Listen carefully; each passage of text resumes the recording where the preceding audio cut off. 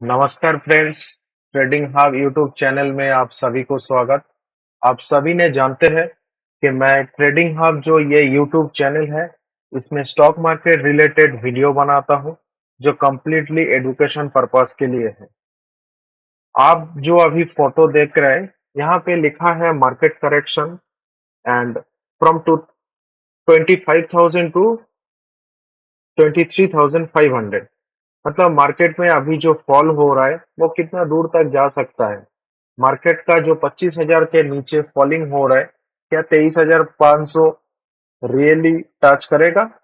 And market cycle and next bull run, market cycle actually क्या होता है and next bull run most probably कब से चालू होता है, इसके ऊपर मैं आज का टॉपिक लेके विश्लेषण करने जा रहा हूँ। देखिए, ये एक निफ्टी का चार्ट है।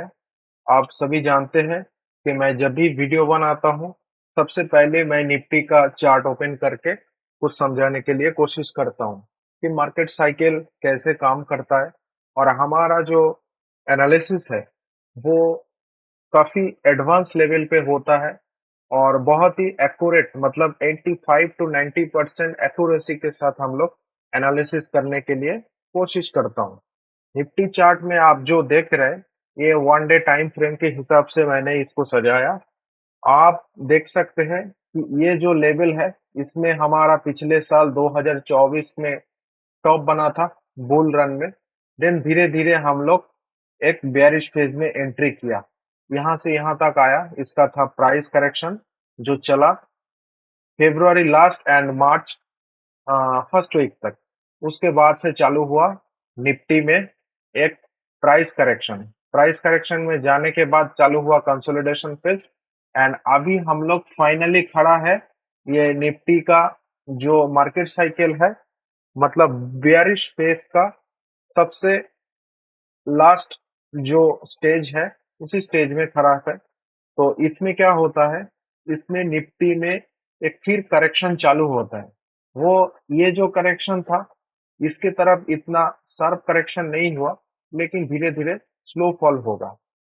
आप देख सकते हैं कि निफ्टी का ये जो लगातार वर्टिकल फॉल हो रहा है, ये जो निफ्टी में वर्टिकल फॉल हो रहा है, तो इसमें क्या होता है, इसमें निफ्टी एकदम धीरे धीरे नीचे आता है, लेकिन पोर्टफोलियो भी आपका जैसे करके स्टॉक पोर्टफोलियो में रहेगा वो भी धीरे धीरे करेक्शन होगा। इवन हम लोग जो मल्टीबैगर स्टॉक दिए हैं या कुछ एक दो स्टॉक हमारा जो भी वो स्विंग ट्रेडिंग में दिया हुआ है वो स्टॉक भी धीरे धीरे करेक्शन हो रहा है। आप एक बार टेक्निकली इसको ट्रेंड को फॉलो करो। देखो अभी जो फाइनल फेज में है इसमें क्या है, एक लोअर लो ट्रेंड चालू हुआ। निफ्टी यहाँ से यहाँ तक आया, देन ऊपर गया थोड़ा, देन फिर नीचे आने के लिए कोशिश कर रहे हैं।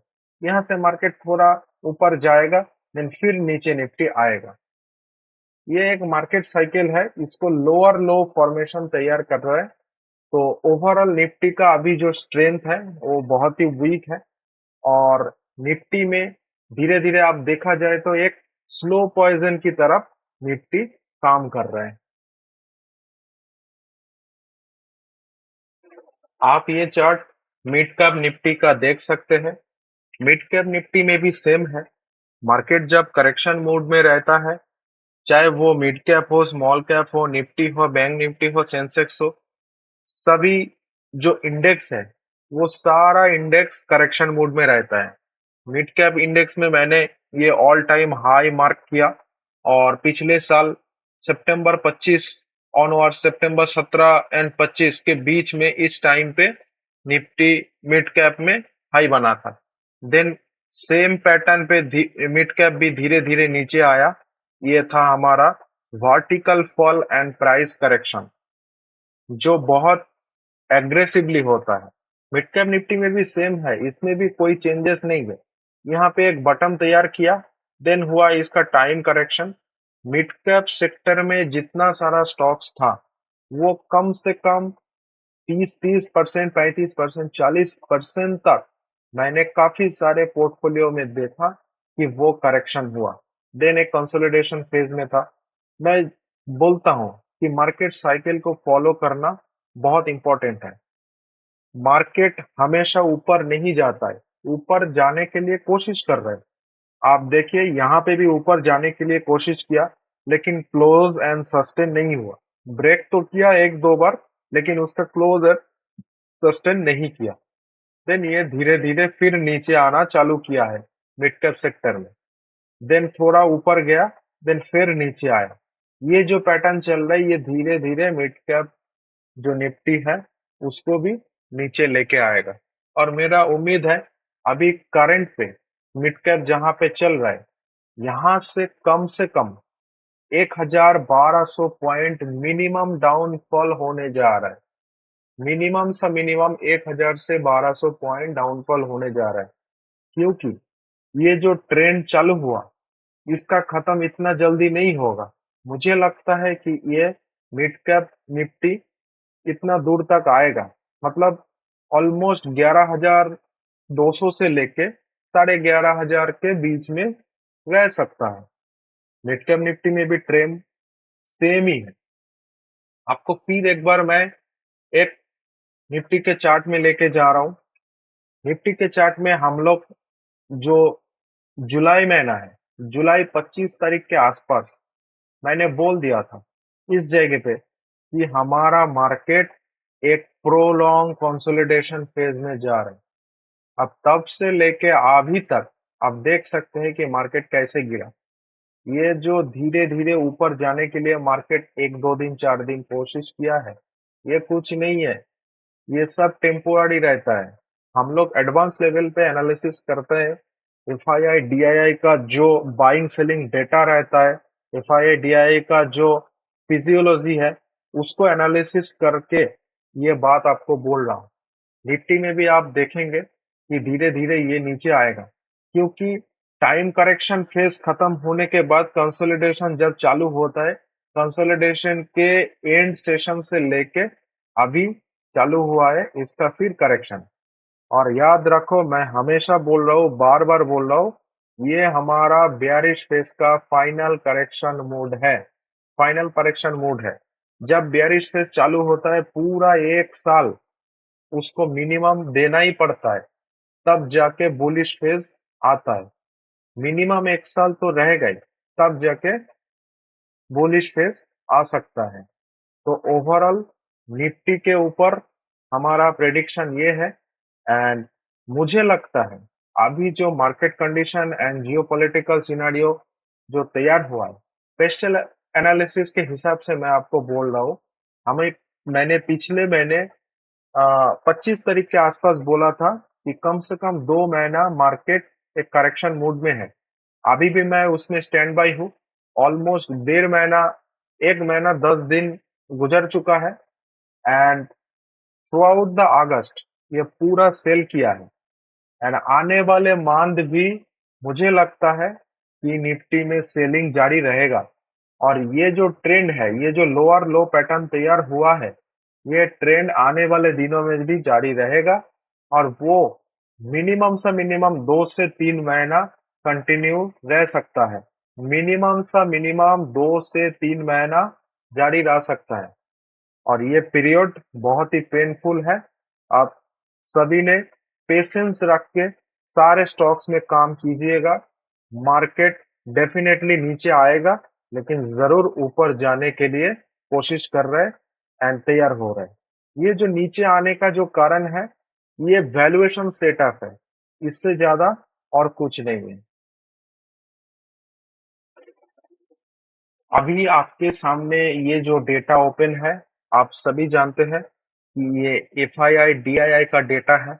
ये एफआईआई का जो डेटा है, ये मंथली बेसिस में, डीआईआई का भी मंथली बेसिस में मैंने दिखाया।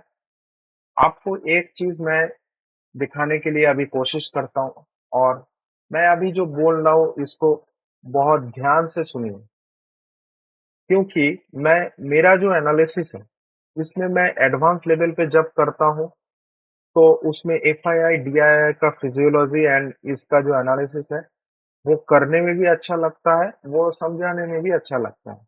आप देखो, अक्टूबर 2024 से लेके अगस्त, मतलब लगभग 10 महीना, 1, 2, 3, 4, 5, 6, 7, 8, 9, 10, 11, मतलब अगस्त में हमारा 10-11 महीना रनिंग है।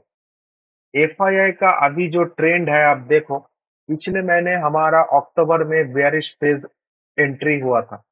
तो अक्टूबर में जब बेयरिश फेज एंट्री चालू हुआ, तो पहले हमारा क्या था, उसमें प्राइस करेक्शन था। तो अक्टूबर महीने में एफआईआई का सेलिंग हुआ था, नवंबर में सेलिंग हुआ था, दिसंबर में सेलिंग हुआ था, जनवरी में भी सेलिंग हुआ था, फरवरी में भी सेलिंग हुआ था। मतलब एफआईआई जब मार्केट्स में एक बार सेल चालू करता है, वो कम से कम 3 से 5 महीना कंटिन्यू जारी रखता है, मिनिमम की बात कर रहे हैं। और आगे जाके जब मार्च ऑनवर्ड्स हमारा प्राइस करेक्शन खत्म होके एक बटम बनने के बाद टाइम करेक्शन चालू हुआ। टाइम करेक्शन में नेचुरली मार्केट को धीरे धीरे नीचे से ऊपर लेने के लिए कोशिश रहता है, तब जाके एफआईआई का भी बाइंग रहता है। आप देखिए, यहाँ पे इतना सेलिंग किया है, लेकिन यहाँ पे बाइंग छोटा हुआ, फिर भी ग्रीन में क्लोजिंग हुआ मंथ। मार्च में बाइंग हुआ है एफआईआई का, अप्रैल में पॉजिटिव में है, मई में भी पॉजिटिव है एंड जून में भी पॉजिटिव है। 1, 2, 3, 4 महीने। अभी देखो, मार्केट में कंसोलिडेशन फेज खत्म होने के बाद मैंने जुलाई महीने में जब बोला था कि हमारा मार्केट एक फाइनल करेक्शन के लिए जा रहा है, and that is for prolong period, and बहुत स्लोली होगा वो। अब फिर से एफआईआई का सेलिंग चालू हुआ, 1 महीना, 2 महीना, मतलब एफआईआई का फिर जब सेलिंग चालू हुआ, हम लोग ट्रेंड के अकॉर्डिंग अगर देखें, तो मिनिमम कह सकते हैं कि एफआईआई का सेलिंग आने वाले दिनों में और 2 से 3 महीना कंटिन्यू रहेगा। और डीआईआई को देखो, DII through out the year इसका कोई भी सेलिंग नहीं है। पूरा 10 से 11 महीने में इंडियन मार्केट में डीआईआई, मतलब डोमेस्टिक जो इंस्टीट्यूशंस है, वो 7 लाख करोड़ रुपए पंप किया है मार्केट में। 7 लाख करोड़ छोटा अमाउंट नहीं है। एसआईपी फ्लोज बहुत ज्यादा है इंडियन मार्केट में, और म्यूचुअल फंड में भी बहुत ज्यादा इन्वेस्ट हो रहे हैं। और एफआईआई ने क्या किया है, एफआईआई ने 4 लाख करोड़ का सेलिंग है। आप दोनों का टाई अप करें तो ओवरऑल 3 लाख करोड़ का पॉजिटिव वैल्यू है। लेकिन हमारा मार्केट क्या बुल रन के तरफ जा रहा है, मार्केट ऊपर में जा रहा है? सिंपल आंसर है, नहीं जा रहा है। क्या कारण है? इसका कारण ये है कि एफआईआई का हेवी इनफ्लो बिना इंडियन मार्केट का भी ऊपर नहीं जा सकता है। ये मेरा जो एनालिसिस है, जो पास्ट एनालिसिस है, उसके हिसाब से मैं समझाने के लिए कोशिश कर रहा हूँ। आप डेली फ्रेम में देखें तो 6 तारीख से लेके 13 तारीख तक एफआईआई का डेली जो फ्रेम है, वो कंटिन्यू सेलिंग जारी है। ये बीच में जब 1-2 आप ग्रीन देख रहे हो, ये डेटा करेक्ट नहीं है। करेक्ट नहीं है इन दैट सेंस कि यहाँ पे block deal and bulk deal जो भी कहे आप, हो रहा है, तो उसके अकॉर्डिंग ये 1-2 ग्रीन वो टेम्पोररी है एंड डेटा ठीक नहीं है। और डीआई का देखो कंटिन्यू बाइंग है। आप एंड ऑफ दिस मंथ, मतलब 29 तारीख तक अगर देखें, तो आप कैसे एफआईआई का जो सेलिंग पावर है वो 1600 करोड़ से लेके 2400, 6500 से लेके फिर 3800, 8000, मतलब एवरेज में सेलिंग का जो प्रभाव है वो धीरे धीरे बढ़ रहा है। और बीच बीच में जो एक एक दो ग्रीन देख रहे हैं, वो टेम्पोररी है, क्योंकि ब्लॉक डील या बल्क डील जो भी कहें, उसके वजह से हो। तो ओवरऑल मार्केट का जो सिनारियो है, मैं आपको ये बोल सकता हूँ कि आने वाले 2 से 3 महीना यहाँ से मार्केट और सेलिंग प्रेशर में रहेगा। धीरे धीरे धीरे धीरे स्लो मोशन में मार्केट को नीचे लेके आएगा। मार्केट जब पहले एक बार करेक्शन हुआ था, तो कम से कम प्राइस करेक्शन में 16% का निफ्टी का करेक्शन हुआ। लेकिन ये उम्मीद रखना सही नहीं रहेगा कि हमारा मार्केट इस बार जब करेक्शन हो रहा है, वही 16-17% करेक्शन होगा। डेफिनेटली नहीं होगा। मार्केट का पहले का जो रेंज मैंने 2-3 महीना पहले दिया हुआ है, मिनिमम से मिनिमम 23,500 से लेके 26,000 के बीच में रहेगा। अभी 24,500 नियर अबाउट है, यहाँ से कुछ करेक्शन होगा। फिर नीचे आएगा, देन करेक्शन होगा, फिर नीचे आएगा, ऊपर जाएगा, नीचे आएगा, ऊपर जाएगा, नीचे आएगा, तभी जाके मार्केट में लोअर लो फॉर्मेशन तैयार होगा। और एक चीज हमेशा याद रखो, एफआईआई का हैवी इनफ्लो बिना इंडियन मार्केट कभी ऊपर नहीं जा सकता है। मैं बार बार बोल रहा हूँ, यह बात एकदम ध्यान में रख दो और मार्केट में उसके अकॉर्डिंग काम करने के लिए कोशिश करो। अभी आपके सामने मैं जो डेटा प्रस्तुत किया, ये आप देख सकते हैं कि P ratio comparison for global market, मतलब जो ग्लोबल मार्केट इंडेक्स है, अलग अलग कंट्री का, अलग अलग देशों का, उसका एक पी रेशियो क्या है वो मैं आपको दिखा रहा हूँ। आप ये वाला जो देख रहे हैं लेफ्ट साइड का, ये है इंडिया का, ठीक है। और ये वाला जो है, ये है यूएसए का। आप देखो, पूरा वर्ल्ड में अभी इस दोनों कंट्री को अगर दिखा जाए, इंडिया एंड यूएस, आप देखोगे कि ये दोनों कंट्री का ही जो पी है वो बहुत ज्यादा है।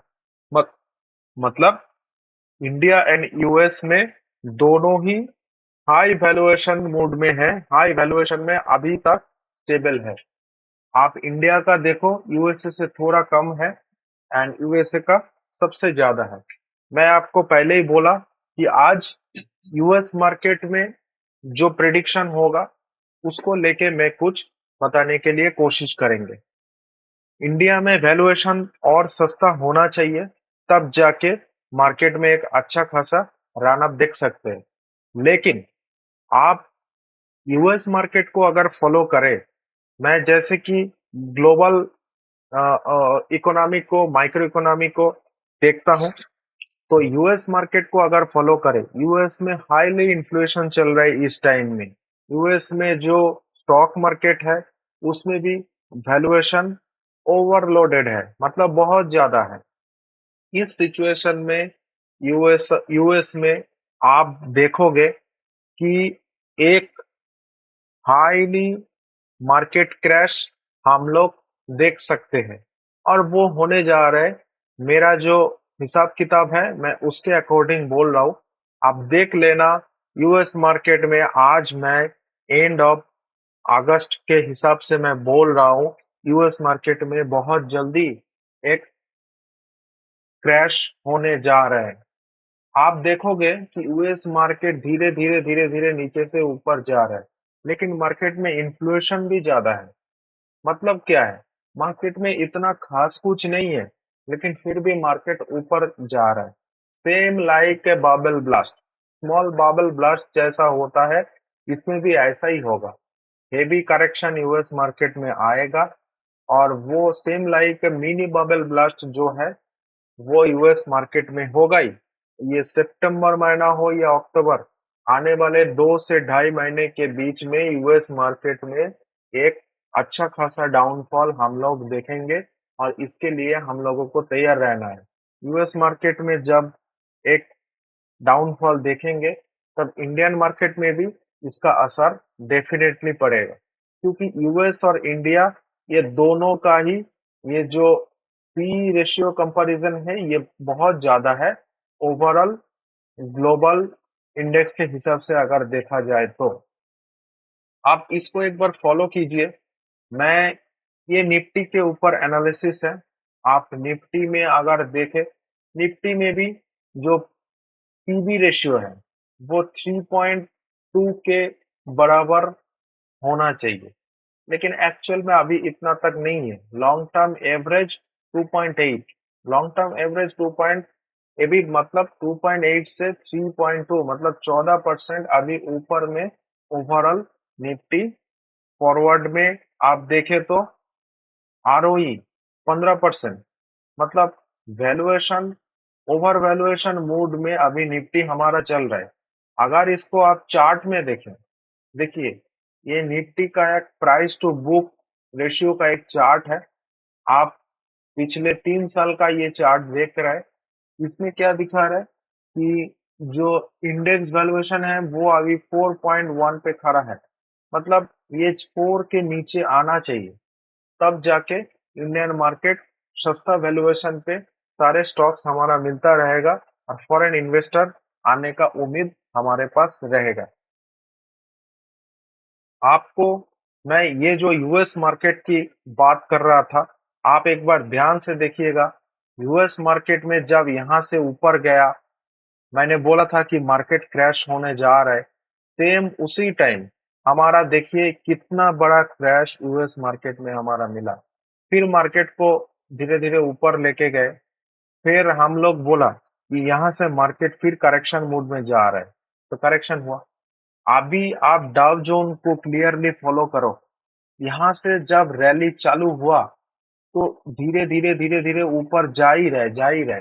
मार्केट में यूएस में इतना ज्यादा इन्फ्लेशन है, जो टैरिफ का सैंक्शंस है इंडिया के ऊपर।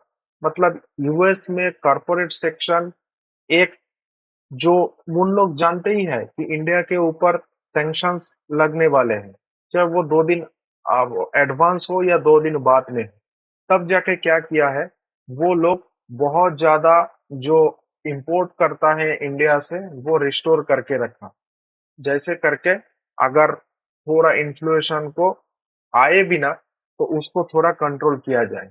लेकिन आप देखो मार्केट में इतना कुछ खास नहीं है, फिर भी डाउ जोन धीरे धीरे ऊपर जा रहा है। मतलब सेम लाइक अ बाबल, इसको अच्छे तरीके से पंप कर रहे हैं, लेकिन मार्केट में इतना खास कुछ नहीं है।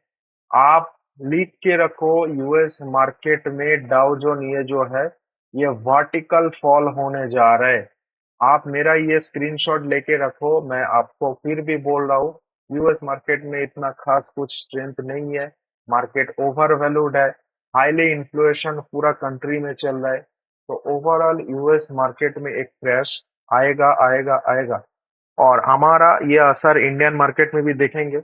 अगर इंडियन मार्केट का पीबी रेशियो थोड़ा सस्ता होगा, तो आने वाले दिनों में जाके हम लोग एक अच्छा खासा इन्वेस्ट कर सकते हैं। देखिए हमारा जो भी मल्टीबैगर स्टॉक दिया हुआ है या स्विंग ट्रेडिंग जो भी चल रहा है, आप जो भी सीख रहे हैं, इसमें करेक्शन तो डेफिनेटली आएगा ही, क्योंकि आग अगर लगेगा तो सारे जगह पे फैलाएगा।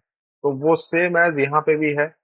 और हम लोग इसमें क्या करेंगे, हम लोगों का प्रिकॉशंस यही रहेगा, जो इमर्जिंग सेक्टर है, जो फंडामेंटल स्ट्रांग है, उसको धीरे धीरे हम लोग एक्यूमुलेट करते रहेंगे।